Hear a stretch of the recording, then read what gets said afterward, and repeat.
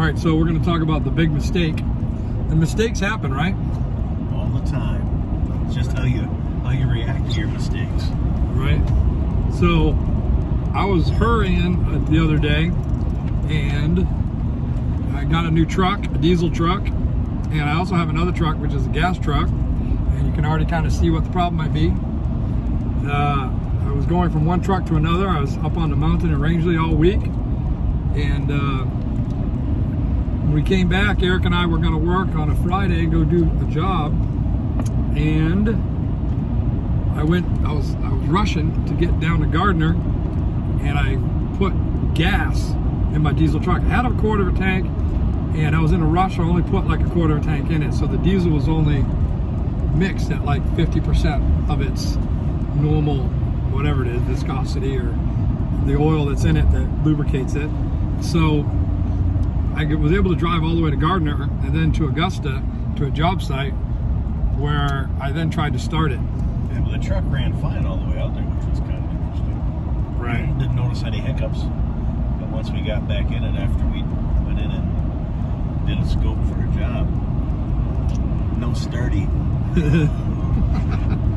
Yeah, I was like, what the hell is going on here? And then Eric mentioned something.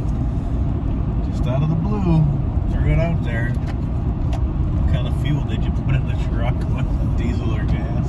And then it got deathly quiet. About 3 minutes of silence.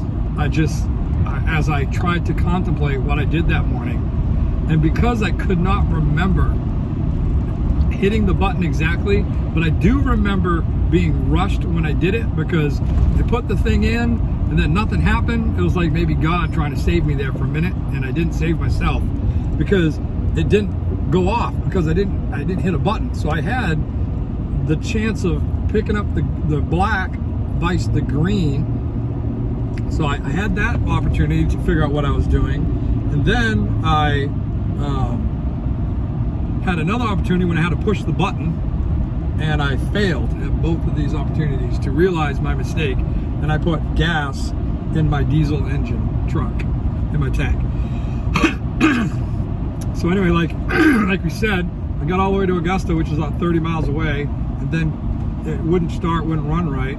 So I then called Wrecker and had to bring it to the shop. And, long story short, it wasn't running bad, it just died. A little wrench came on and told me it was bad. It's an F-250, the Cabela's edition F-250 diesel truck. You could tell you put gas in it though once we gave the fuel tank the old sniff test. Definitely was more than just diesel. That's right. Yeah, I pulled the cap off and Eric sniffed it. You can just see in his face that he had messed up because he rushed me that morning. So partial blame is Eric. He refuses to take blame, and that's going to be a problem, because I believe if he wouldn't have been rushing me, pushing me, prodding me, I wouldn't have rushed and put the wrong fuel in it.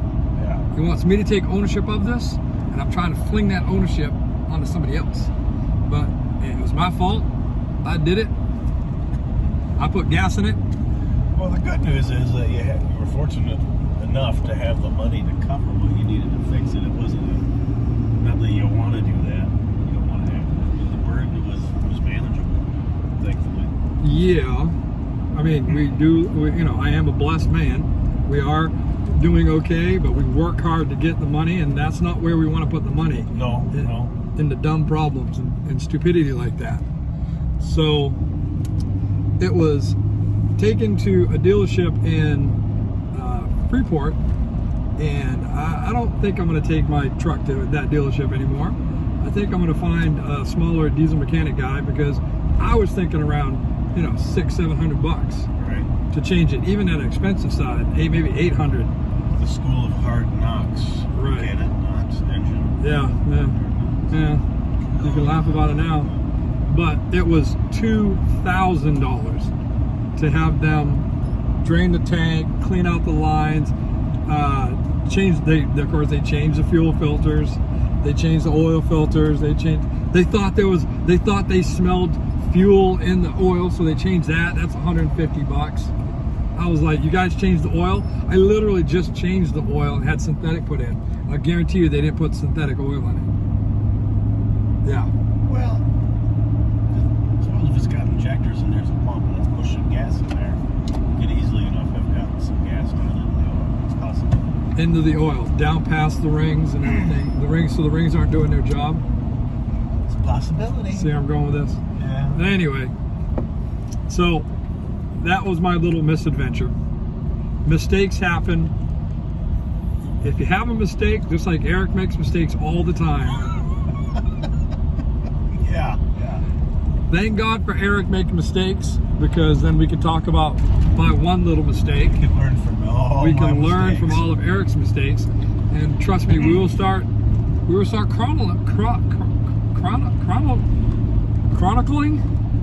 chronicling all them mistakes via video.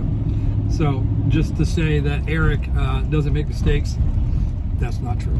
Eric does make mistakes, and we all make mistakes. The thing is that you just can't get mad about it. I backed into a sonotube pole full of not quite hard concrete one time, knocked it over, having to dig it all up. I mean, that just happens. So you don't place blame, you don't get mad, and you just move on. You just accept that fact that it's a mistake and you move on. How you learn from your mistakes is probably shows more what you are. Just like right now. What are we doing right now, Eric? Isn't that what the essential carpenter always says? Every carpenter makes mistakes. Just what do you do with it? Right? How do you recover from How do you recover from it? What does they say? Caulk and paint. it? Well, makes a carpenter something to eat. Yeah, that's right. All right, guys. You have a good day. This is the mistake video. Everybody makes mistakes. Accept them, move on from them. The best make mistakes. So, you know, you watch videos, you watch TV shows like American Chopper and stuff like that. Those guys own big businesses, and they made mistakes. It's how you recover from them mistakes and move on and move forward. That show who you are and what you are as a company. So, anyway, take it easy. Have a good day. Deuces.